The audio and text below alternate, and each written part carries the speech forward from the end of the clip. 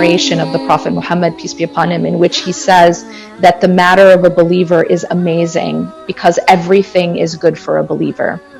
And that if something comes to a believer that the believer likes, like we get, something that we want, the believer responds with gratitude, and so it is good for the believer. And if something comes that the believer does not want, or something that is a difficulty of some sort, the believer responds with patience, and so it is good for them.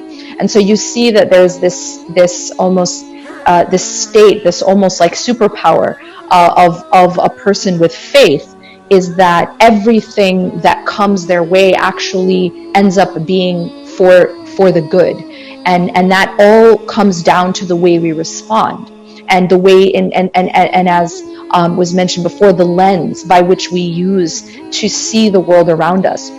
If we see God in a certain way, it will change the way we respond. And there's a concept that I think is very, very transformative and very powerful and healing that we have in Arabic. It's called husn al-dhann billah, which means to always have a positive opinion of God, to always see God and the working of God and the will of God in a positive way, and to realize that God does not want to harm us, that God does not give us things to hurt us, but rather that God wants good for us, and that God is actually acting in our best interest.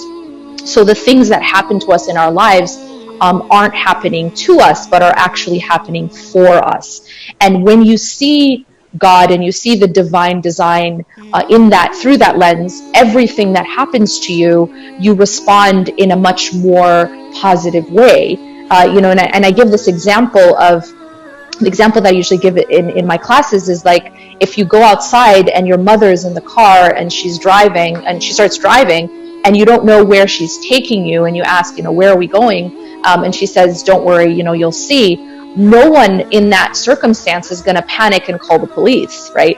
Even though you don't know where you're going or why, but you have this sense of trust and the sense of peace because you trust the driver. You know that your mother, in this case the driver, is not going to take you somewhere and then leave you there in a ditch and harm you, but in fact you have a positive opinion of your mother. And I think that we believe God is above any analogy, but we, kind of gives you this concept of having that positive opinion. Do we trust the driver of our lives? And that's God. And when we do, we don't see his workings as being to hurt us, but we actually trust that he knows what he's doing and that it is for our ultimate best.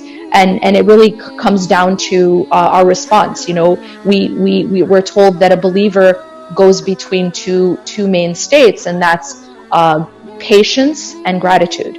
That patience when we don't get what we want, and gratitude when we do. And similarly, and just to kind of wrap up with this, is that concept of God being near. We have a verse in the Quran that says, وَنَحْنُ أَقْرَبُ إِلَيْهِ مِنْ حَبْلِ الْوَرِيدِ, and we are closer to them than their jugular vein. So there's that nearness aspect, which also gives a lot of comfort.